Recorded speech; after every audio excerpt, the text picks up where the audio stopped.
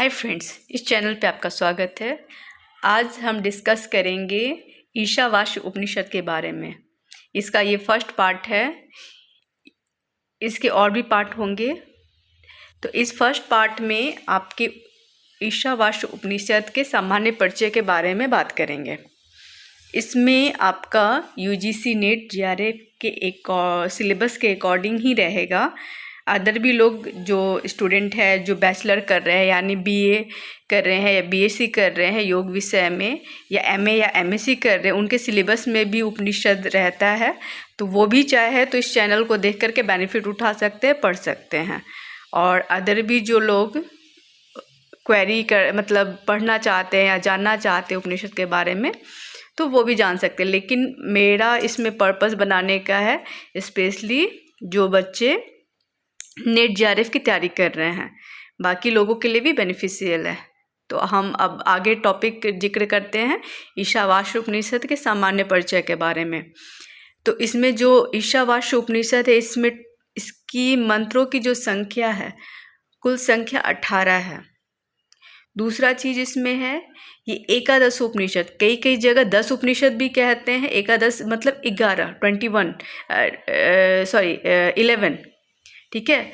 तो 11 उपनिषद है, उनमें दूसरी सबसे छोटी उपनिषद है। साथ ही इसको जो ग्रहण किया गया है शुक्ल यजुर्वेद के 40वें अध्याय से लिया गया है। अब यहाँ बात करते हैं ईशावास्य उपनिषद के प्रथम श्लोक के बारे में। तो प्रथम श्लोक इस तरह से है, ईशावास्यमिदं सर्वं यत्किंच जगत्याम जगत तेन तक्तेन भुजन्तिता मा गृथ कश्यम स्वधिनम। दोस्तों, इस श्लोक को आप लोग याद कर ले या कंठस्थ कर ले तो बेटर होगा। ऐसा नहीं है कि कई लोग कहेंगे कि मैम ये श्लोक है कैसे याद कर ले, लेकिन आप इसको लिख करके याद कर लीजिए। ऐसा ठीक है, प्रोनाउंसिएशन में नहीं हो पाएगा।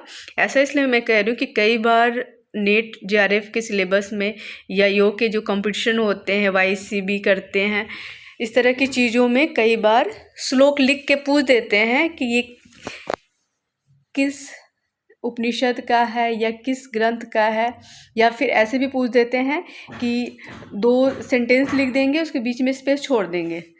तो इस तरह से अगर आपको श्लोक अगर अच्छे से पता रहेगा तो आप उसको सही से एक्सप्लेन कर पाओगे, सही से आंसर दे पाओगे। अब इसका हम अर्थ एक्सप्लेन करते हैं। ये बहुत ही खूबसूरत उपनिषद है और इस उपनिषद में सबसे खूबसूरत श्लोक है। ये सिर्फ योग विषय वाले जो बच्चे हैं उनके लिए नहीं, ऐसे लोगों के लिए भी हैं जो बाहरी हैं, जो संसार भौतिक संसार में गतिविधियां कर रहे हैं और जो बहुत ज़्यादा मेटेरियलिस्टिक चीज़ों के पीछे भागते हैं। तो उन लोगों पे उनको सही दिशा समझाने के लिए, या ऐसे कह सकते हैं उनको सही गाइड करने के लिए ये श्लोक बहुत सटीक बैठता है। तो इस श्लोक का अर्थ है, इस ब्रह्मांड में जो भी गतिमान है और जो नहीं भी गतिमान है वे सब भगवान के द्वारा आवृत हैं। आवृत का अर्थ क्या होता है? अंदर समाहित है, समाहित है, व्याप्त है, आच्छादित है। अब आप बोलोगे मैम एक ही तरह के आप 3-4 वर्ड क्यों लिखे हो?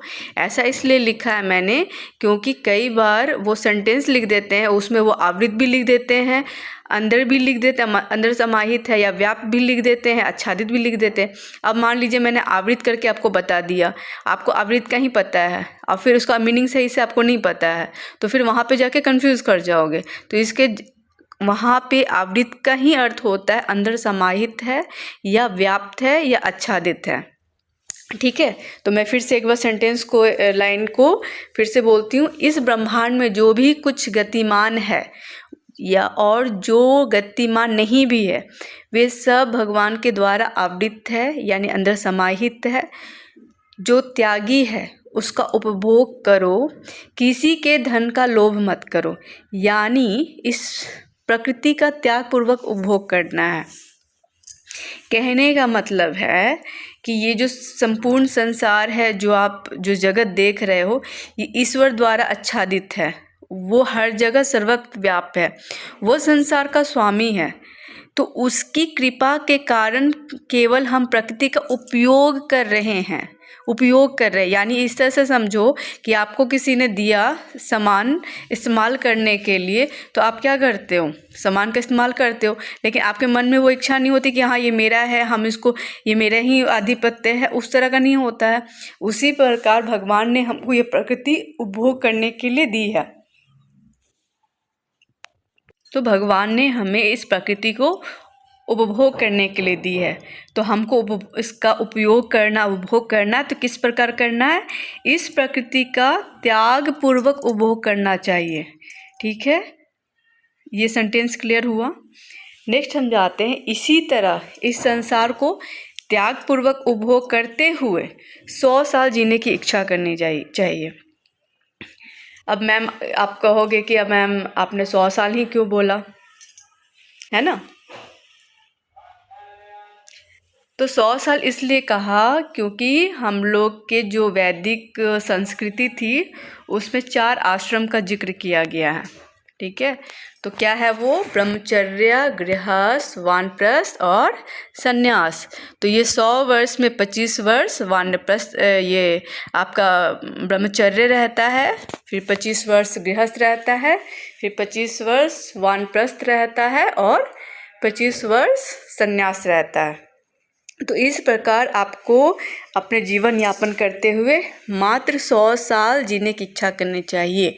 आपको ये लालच नहीं होना चाहिए। आपने देखा होगा कभी टीवी सीरियल्स में कि जो दैत्य होते हैं वो ये तप करते हैं और भगवान से कामना करते कि मैं अमर हो जाऊं। तो ऐसा नहीं होना चाहिए। दिमाग में ये आपका होना चाहिए कि हम इस संसार का उपभोग कर रहे हैं, तो किस तरह से उपभोग कर रहे हैं, त्याग पूर्वक कर रहे हैं। और कितने साल जीने की इच्छा कर रहे हैं, तो 100 साल जीने की इच्छा कर रहे हैं। साथ ही नेक्स्ट में आते हैं, वहाँ जिक्र किया गया है कि हमें आत्मा का हनन नहीं करना चाहिए। आत्मा का हनन करने वालों का क्या हश्र होता है, आत्मा का जो हनन करते हैं वो असुरिया नामक लोकों को प्राप्त होते हैं। असुरिया नामक लोक मतलब जो अंधकार युक्त है, ऐसे लोग जो अंधकार युक्त है, ऐसे जगह पे वो जन्म लेते हैं और उत्पन्न होते हैं।